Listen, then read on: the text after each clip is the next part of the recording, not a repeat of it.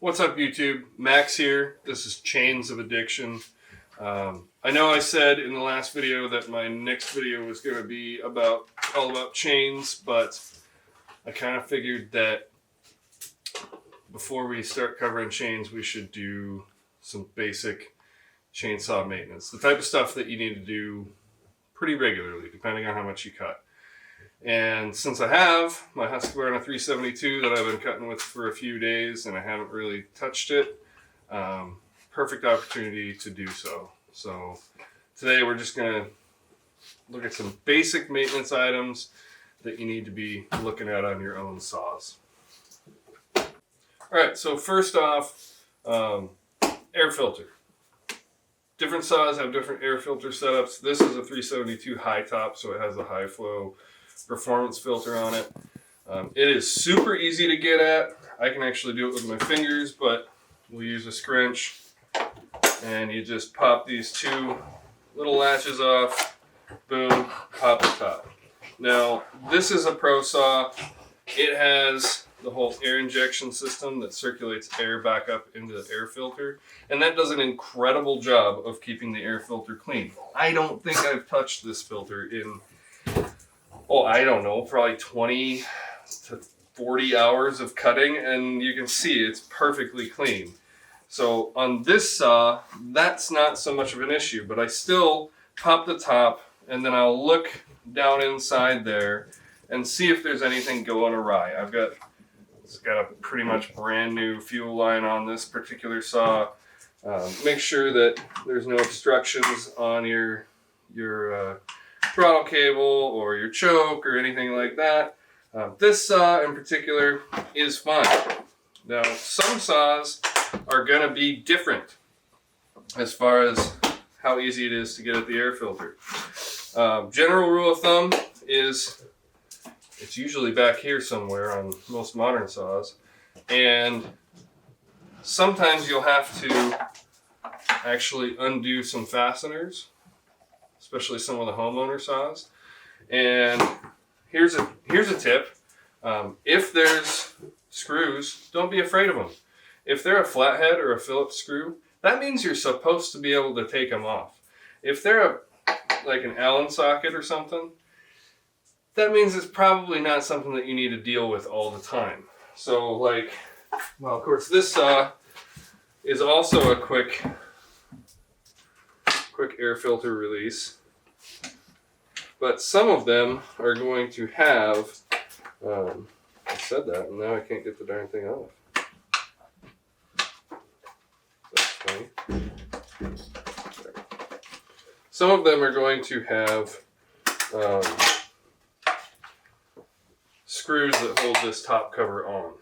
Now this saw has more of a traditional style of filter.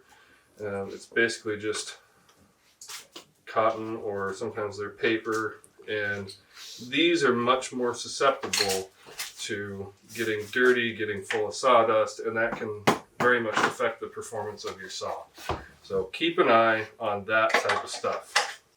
Okay, so now a huge portion of your performance when you're cutting is going to be the condition and cleanliness of your bar. So real quick, I'm going to take this bar off and we're going to look at what we can do with the bar. Be extremely aware, because I've done it multiple times myself, if you're using a scrunch, if you brace yourself on the chain, you can cut your thumb wide open. So be careful about that. And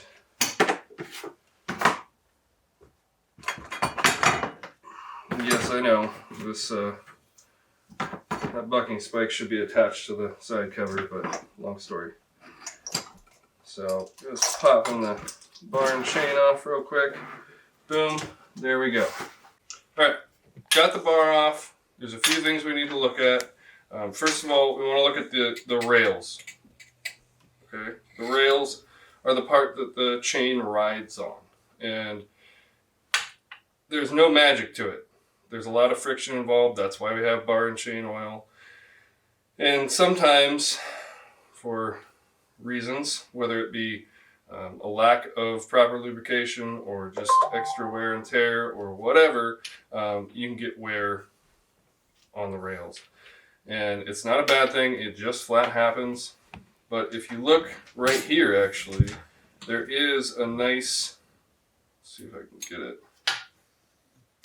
Right there, right here, there is quite a lip there. So before I put a chain back on this, I'm just going to hit that with a flat file real quick and just smooth it out. There's always going to be a little bit of a lip, but that's getting to the point where it might actually be slowing down my cutting. So we'll touch on that real quick.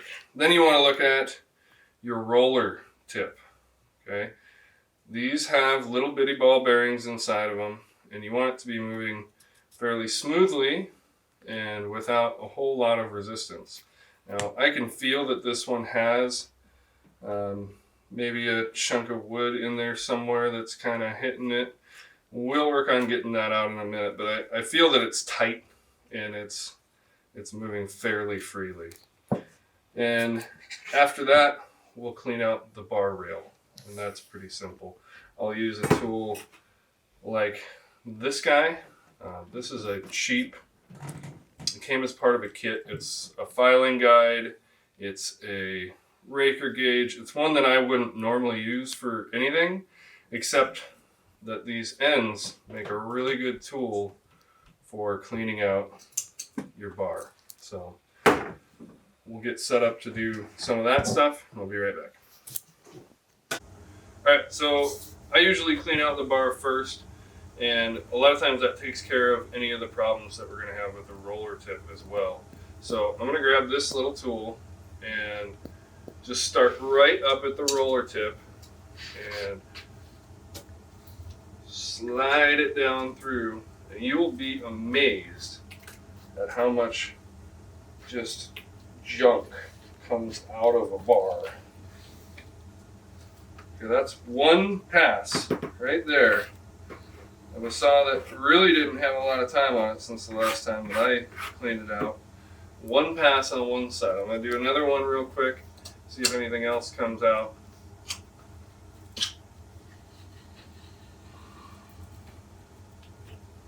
A little bit more, not much. Now I'm going to swing to the other side, which I suspect is going to be the worst side because it was on the bottom.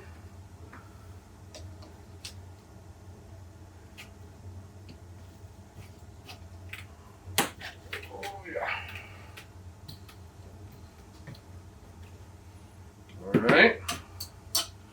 One more pass.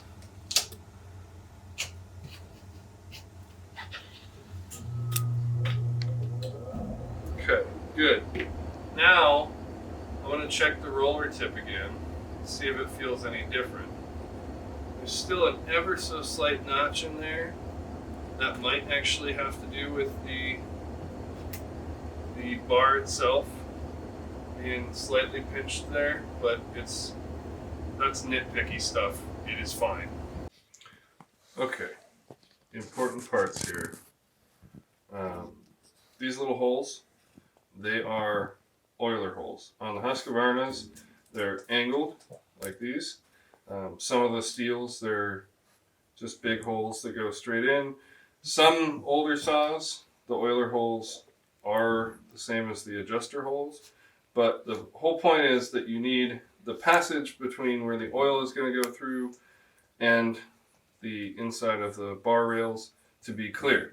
So on this saw, it is actually kind of a pain to clear that out because the oiler hole is so small.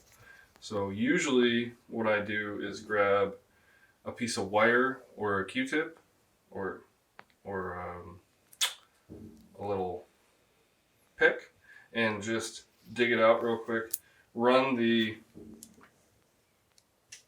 rail cleaner through again, and then it'll clear out. And luckily, just when I did that, it just cleared that hole out just fine. So I'm gonna use a very scientific method to get the rest of the little particles out of there. Perfect. And I'm gonna do both sides because we we like to be thorough here. So same thing over here. Run the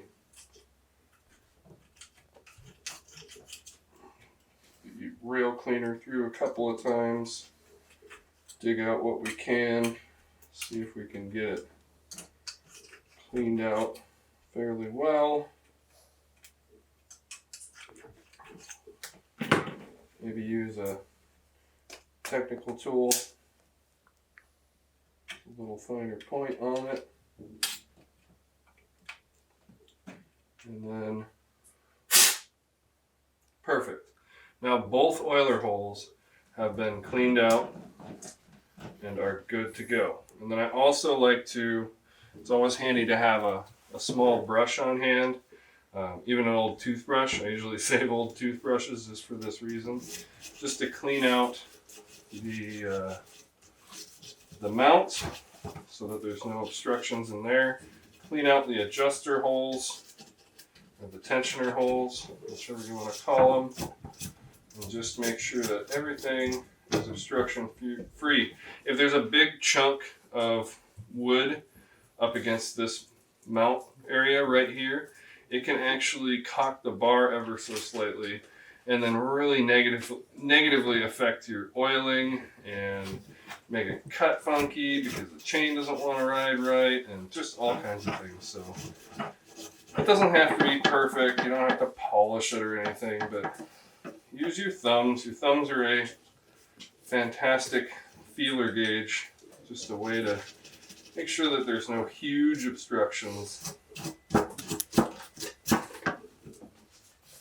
And that should be good. Perfect.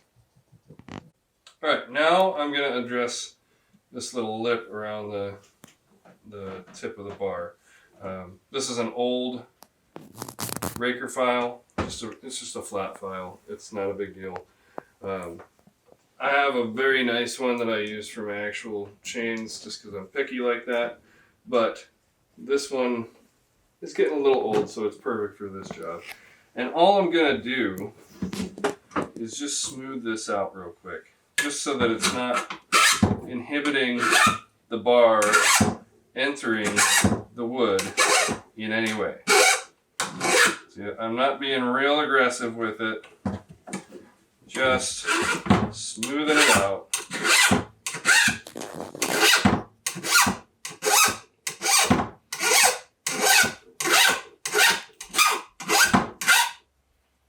And I'm actually going to leave a little bit of the lip because I don't want to spend all day doing this.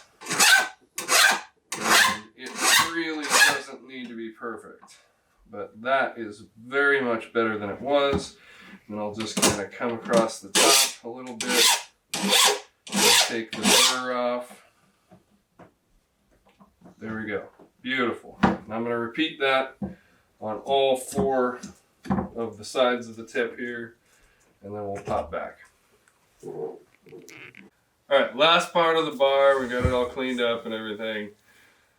I actually do this step when the bar is on the saw and when the chain is on the bar, but I'll talk about it right now in case I forget later.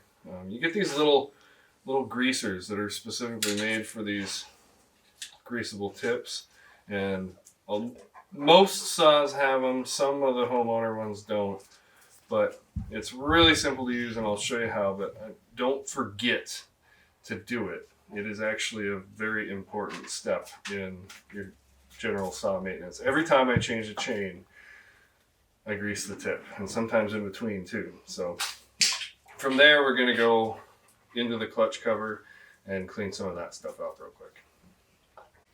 All right, clutch cover. This is exactly how it came off of the saw. Some saws are going to look a little bit different, but this is basically what you can expect. And depending on what kind of wood you're cutting, depends on how nasty this looks.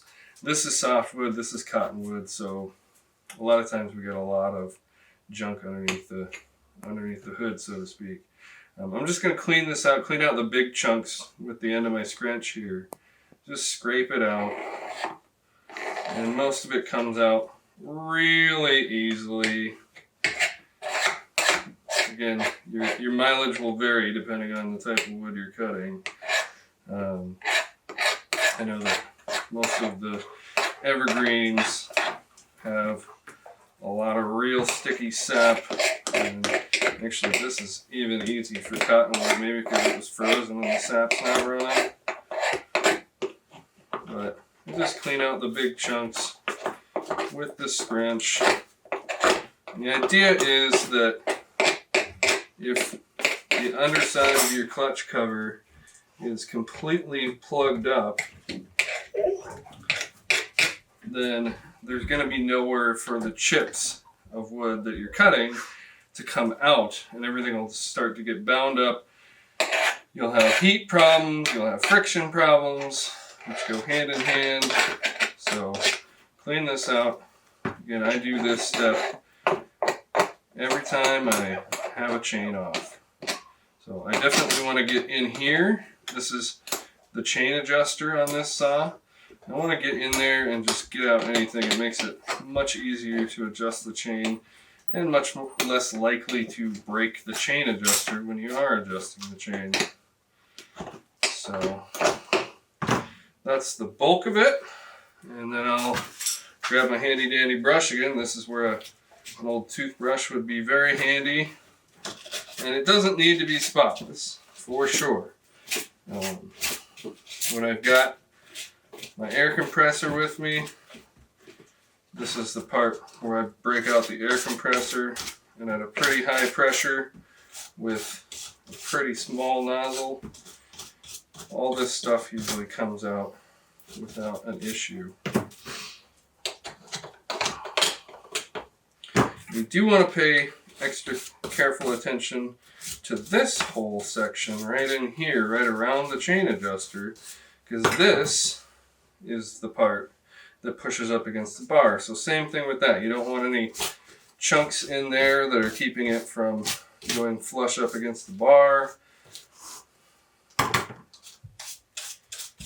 And honestly, I am aware that there's still definitely chunks in there, but that's about as good as I usually do when I'm cleaning it up on the tailgate or whatever. So from there, we'll go over to the saw underneath the clutch cover, and kind of the same deal here.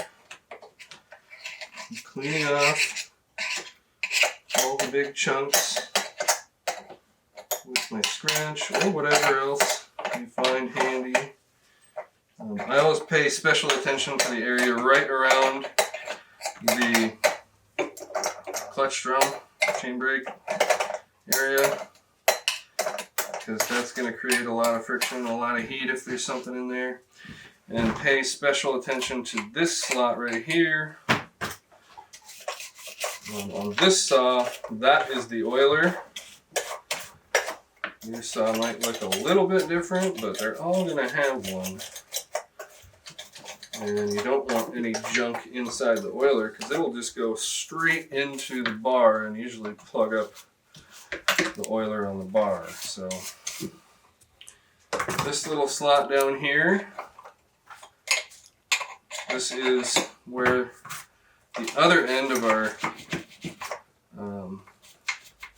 bar tensioner, chain tensioner exists. So nice to have that cleaned out. And again, air makes this super simple, but it is very easy to do with just any kind of brush and a pointy device as well. So I'm just gonna check these, feel real quick. Pretty good, pretty flush, pretty happy with all that. Make sure everything still spins. Make sure that there's not a ton of play in your sprocket. No big deal. All right, now it's about time to start reassembly. All right, now putting things back together, there's one more thing we need to check. I've got the chain here.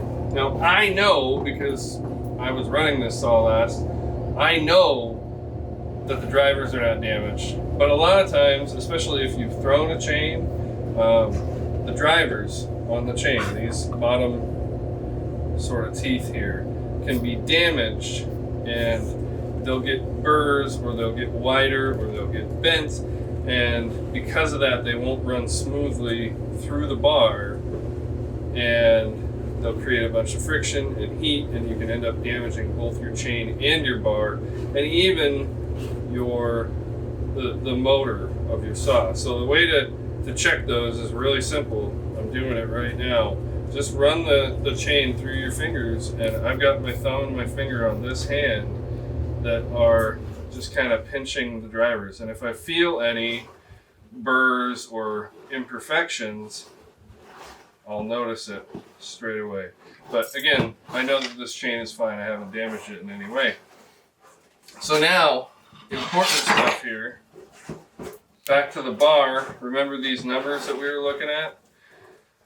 I highly recommend that whenever you change the chain, swap chains, you flip the bar. These bars are meant to be run both ways. That's why they have oiler holes on both sides and adjusters on both sides.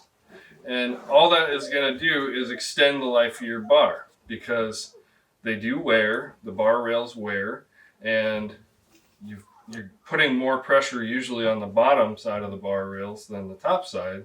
So if you always run on one side, then you're going to end up wearing that side out, and then the bar will be trashed basically. But if you flip it every time and evenly wear the bar, you'll get twice as much life out of your bar.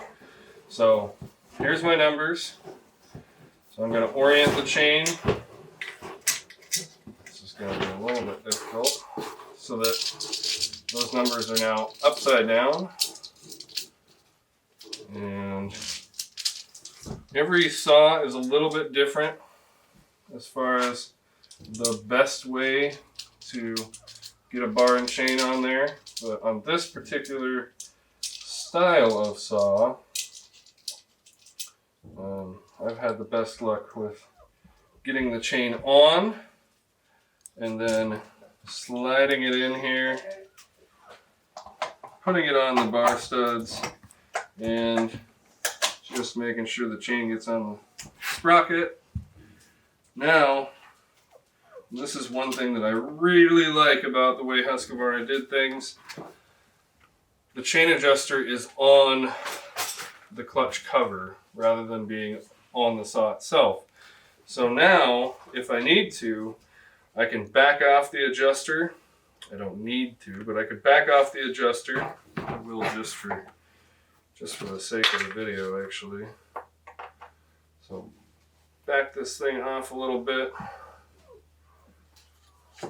and then I can slap it on.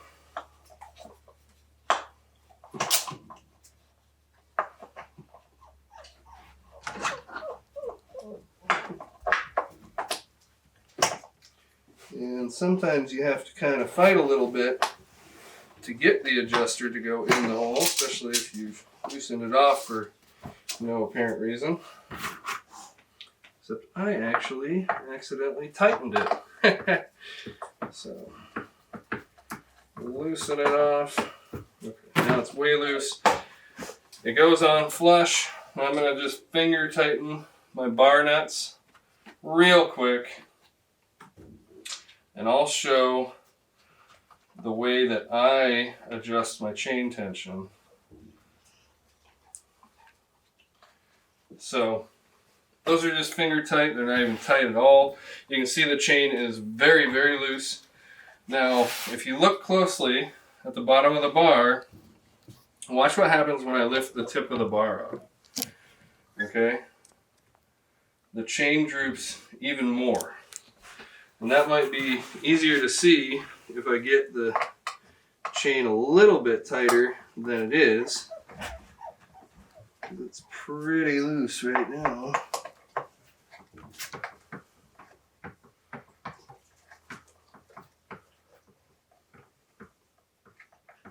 Okay. So That's pretty visible. So what happens is if you tension your chain,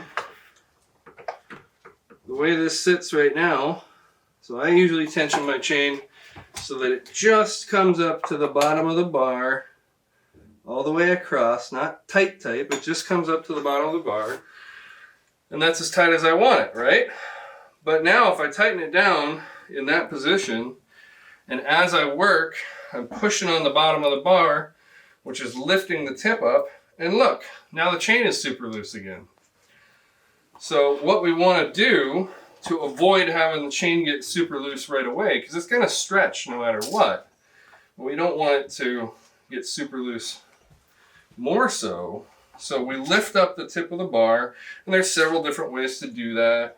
You can hold the saw, put the tip on the ground or on the tailgate or whatever you want to do. But on the bench here, the easiest way is to just hold the tip up, reach over here and tension it again. And I'll just bring it right up to the bottom. Now I'm going to roll it back and forth a couple of times because sometimes the chain drive links might be just slightly off. They might be kinked a little bit around the drive sprocket. So you want to roll it a couple times, make sure that your tension is still good.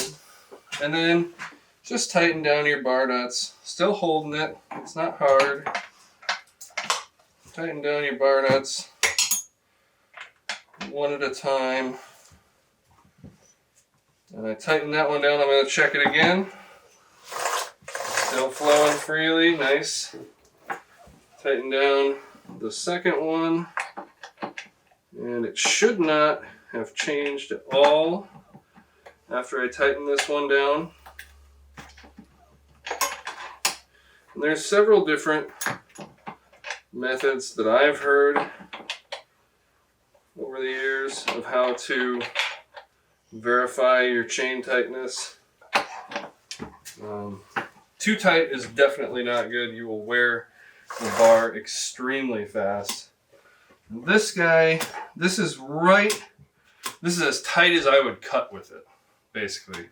So I can pull it down with mediocre pressure and I can see complete drive links, about 8 or 10 of them. That's about as tight as I will cut with.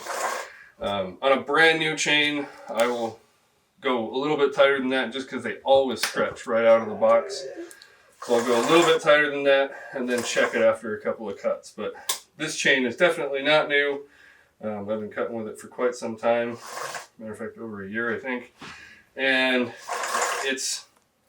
this is set perfectly right now. I know, again, it's going to loosen off slightly when I do start cutting because they always stretch. But we're all set there. And then the very last thing that I do is grab this little grease gun and find my oiler hole, which is right here. You just put the tip in, squeeze, and then I rotate because that's going to bring that grease through the sprocket and even parts of the rail. And then I'm going to do one more for good measure, which is probably unnecessary, but it's not going to hurt anything. Rotate some more. And then the final step, we'll have to go outside for. Alright, back to my home away from home, on the tailgate of my truck. The last thing that we need to do is anytime that you tension a chain, and especially clean out the bar and everything, you want to start it up. For one thing, sometimes the chain is off kilter a little bit and it'll pop back into kilter and then you'll throw the chain, and that's not the greatest thing to do when you're out in the woods. You might not necessarily have all the right tools that you need. The other thing is that the oiler for the bar and chain oil on chainsaws is run off of, in a long roundabout sort of way, it's run off of engine RPM. So to get oil flowing into the bar and chain, you want to run it a little bit. You don't have to run it very much, but run it a little bit. So I'm going to start this thing up right now. It is cold start. We'll see how it goes.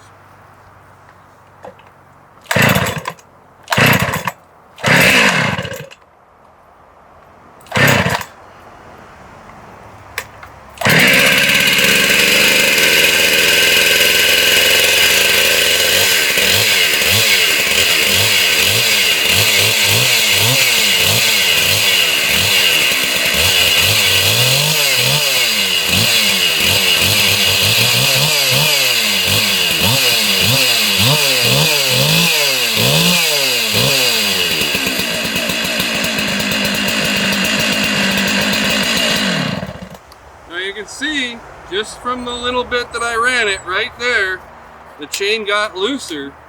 That's still within my comfort zone for sure, but pay attention to that, because with newer chains and different kinds of saws, that could be an issue. Now I've got oil flowing, the chain moves quite freely, and I'm ready to go to work. I think that's it for today, guys. It's been a pretty simple explanation of basic chainsaw maintenance for everybody, but thanks for checking it out, and Max out.